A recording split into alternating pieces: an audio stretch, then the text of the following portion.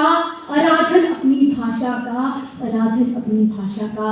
सर्वप्रथम सम्मानित मंच, सत्यता एवं निष्पक्षता की मूरत निर्णायक मंडल को मैं नमन करती हूँ। मैं कृतिका शर्मा, जिला हमीरपुर की प्रतिभागी छात्रा, आज जिस विषय को लेकर आपके समक्ष उपस्थित हुई हूँ उसका शीर्षक है हिंदी का वर्तमान और भविष्य।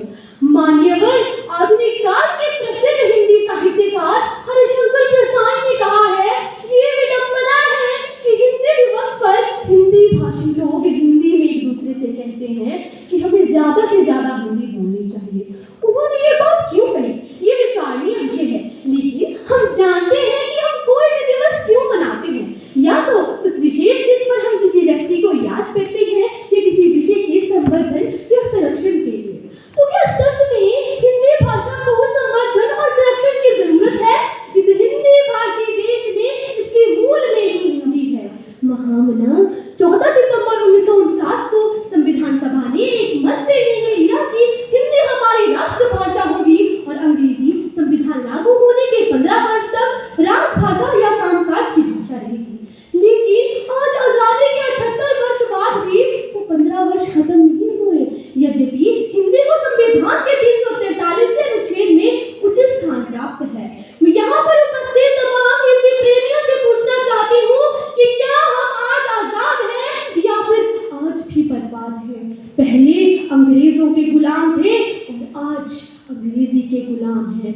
मान्यवर, हमारे देश में यह प्रचलन है कि यदि कोई व्यक्ति ठीक से अंग्रेजी बोल लेता है तो उसे बहुत ज्ञानवान और बुद्धिमान समझा जाता है, जबकि ऐसा नहीं है।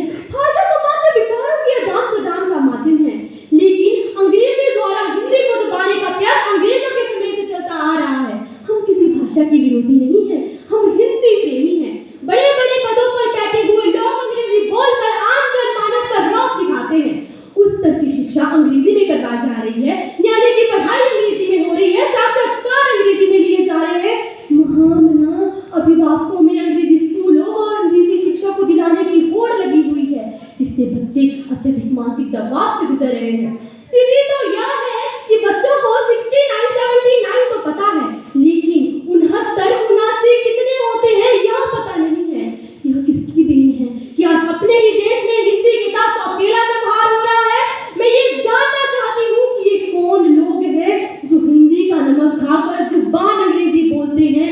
अरे कैसे भारतीय हैं जो अपनी ही माँ को तोलते हैं, जो अपनी ही माँ को तोलते हैं। महोदय, अगर मैं हिंदी साहित्य की बात करूं तो हर काल के साहित्यकारों ने हिंदी को कुछ न कुछ दिया है, तभी आज तमाम चुनौतियों के बाद भी हिंदी जीवित है। महामना, अब समय तेजी से बदल रहा है और मुझे हिंदी और हिंदी भाषा का उज्जवल भविष्य नजर आ रहा है।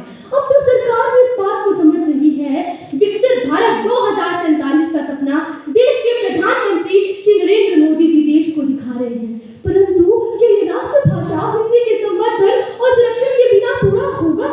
अब तो हमारे देश में भी सरकारी कामकाज हिंदी भाषा में हो रहे हैं, प्रतियोगी परीक्षाएं हिंदी भाषा के साथ साथ अंग्रेजी भाषा में भी छापी जा रही हैं। साक्षात्कार में हिंदी भाषा विकल्प के रूप में उपलब्ध है। क्या खूब कहा है भारतेंदु हरिश्चंद्र ने, निज भाषा उन्नति आहे, सब उन्नति को मूल, बिन निज भाषा ज्ञान के मिटत नाही को शूल।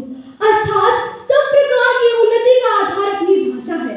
अपनी हिंदी भाषा के ज्ञान के बिना अपने हृदय का दुख दूर नहीं हो सकता। अंत में चंद पंक्तियों के साथ अपनी वाणी को विराम देना चाहूंगी। हिंदी राग नहीं कि हिंदी राग नहीं, अनुराग नहीं, सद्भाव नहीं, दुर्भाव नहीं, अलगाव नहीं, टकराव नहीं, लोगों के दूषित भाव नहीं, ना ही हिंदी अभिलाषा है। अरे जोड़े जो 28 प्रांत